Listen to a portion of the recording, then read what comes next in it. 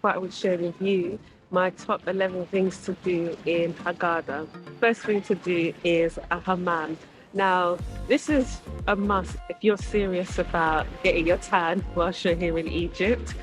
A hammam literally scrubs the skin of all your dead skin cells, and then you get to have a nice massage at the end of it.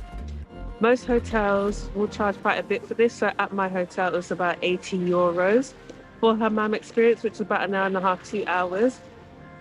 However, you can book to have a hammam for about £35, £30, depending, and they come to your hotel. That includes coming collecting you from your hotel, taking you to the hammam, and dropping you back. I'll leave a link down below where you can book this. The next thing to do whilst you're here in Haggadah, you have to make a visit to the beach and just enjoy the beauty that is the Red Sea.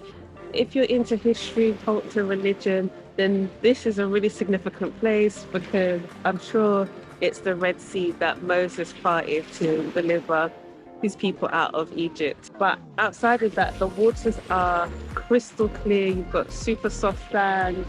The water's super shallow, so it's good for kids and adults alike. You can basically walk into the water, have a little dip, go a bit further out for swimming if you like. The shore is also lined with coral reefs, so it's perfect for a spot of snorkeling. The next thing to do is if you want to see, get the real culture of Egypt, you have to take at least a day trip to Cairo. Here you can do a trip that you're either driven there or you can take a flight. I would recommend doing a flight because to drive to Cairo from Haggadah is about a 5-hour drive. So in total the day you'll actually spend about 10 hours driving, where a flight is literally 1 hour. But you'll get to see the Sphinx, the pyramids of Giza, depending on what tour you opt for. You can also go to Memphis, see Manon and some other places.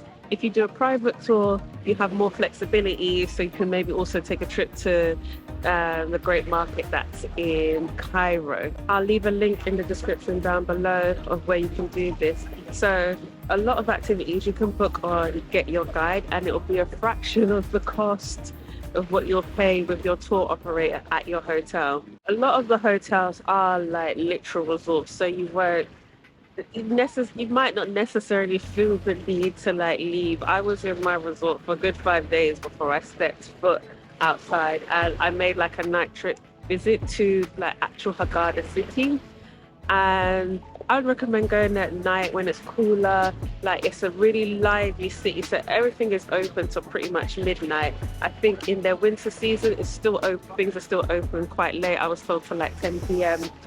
We've got a beautiful mosque there, which is worth a visit. The architecture's stunning. It's beautiful on the inside. And then you can take a nice walk along the marina, and there's lots of restaurants there.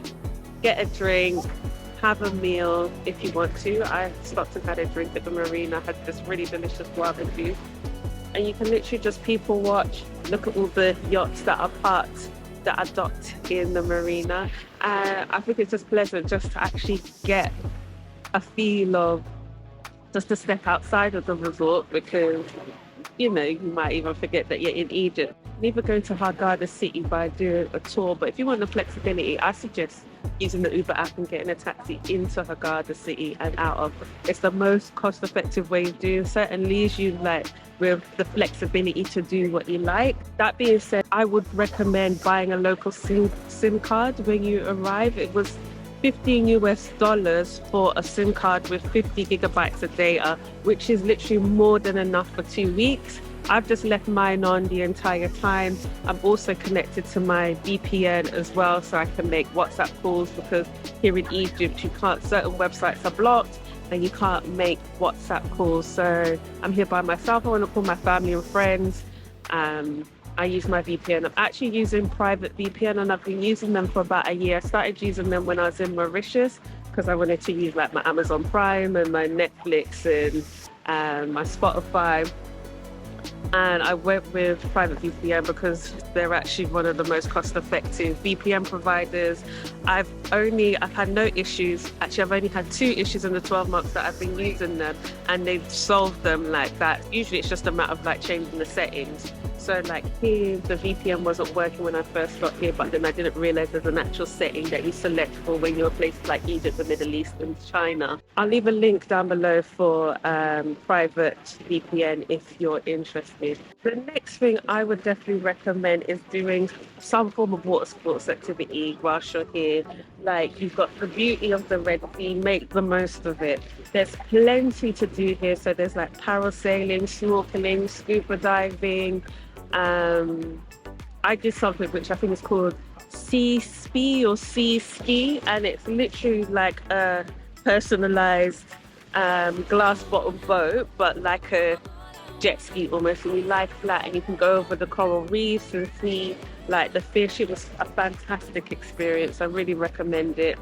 Definitely make the most of being at the Red Sea. And actually a lot of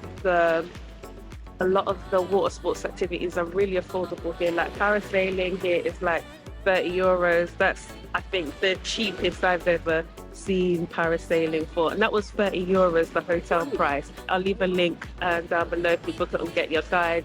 It's maybe half that price. You have to enjoy the sunset. Essentially, we're in a desert, so when the sun sets, the sky looks like it's been set ablaze, and it's absolutely stunning.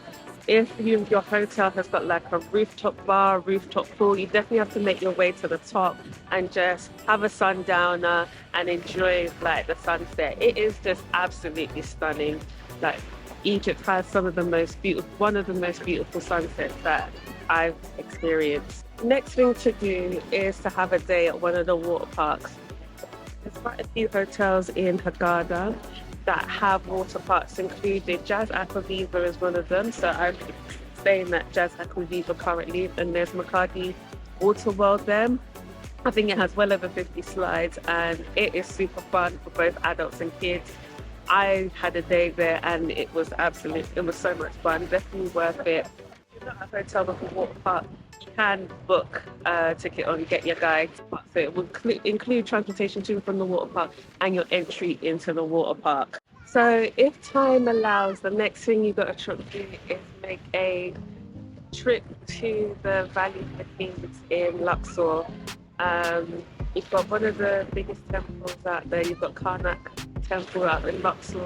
There's it's just an epic experience. If you can, it's again another 5 hours drive from Hurghada, but you can opt for a tour with a flight, which would be a little bit more money, but it's definitely worth it to visit if you've got the time and the resources. Next thing to do is you have to visit the desert, especially if you can do it at night and see not only the sunset, but get to be away from all light pollution and get to see the stars and the moon. You have to do it. There's multiple ways you can do a desert trip. You can do it by quad bike, or you can do a jeep tour where you're driven into the jeep into the desert. A lot of them include like visit to a Bedouin village where you have like barbecue. There's that fire show, and it's just a nice experience. You definitely have to make your way out into the desert. Best to go there for like sunset. So location change. I'm gonna walk and talk, but the next thing to do is a spot of golf. Quite a few of the resorts have a golf course. If they don't, you can always do golf. You can always arrange to do golf at another resort. So I'm staying at the Jazz Aquaviva. Doesn't have a golf course, but Schleisenberger Makadi is literally across the way. So I actually had a golf lesson in the Schleisenberger golf course, and I thoroughly enjoyed it. I can see why people are into golf. I had a golf lesson. The pro instructor was really, really good, actually.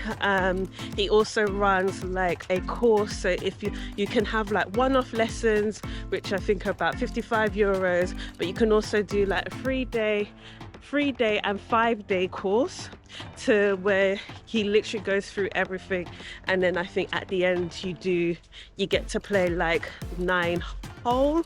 I don't really know the technical term. Someone correct me down below, please, in the comments. and you get a certificate at the end of it. If you are a seasoned golfer, there's plenty of golf courses around to enjoy. So basically you can either bring your own clubs, but a lot of them have clubs that you can use. So I know at the Steigenberger, if you're a guest there and you want to use the golf course, all you have to do is pay for the balls. You don't even have to pay for the clubs, which I think is really good value for money. There are also a number of islands that line the Red Sea. It is definitely worth going to visit one of them. There's quite a few trips that go to Gifton Island and really affordable. I would do it, get your guide. Don't bother with doing it through your tour operator or TUI because it will be double the price. I'll leave a link down below, but it's just a nice day out by the sea and definitely worth visiting one of the Egyptian islands. I didn't even know, this is my second time in Egypt, I didn't even know Egypt had islands. Even when you feel low, you can still go. Even when you feel slow, you can still go. Even when there's no hope, you can still go. I never answer to no, man, I still go.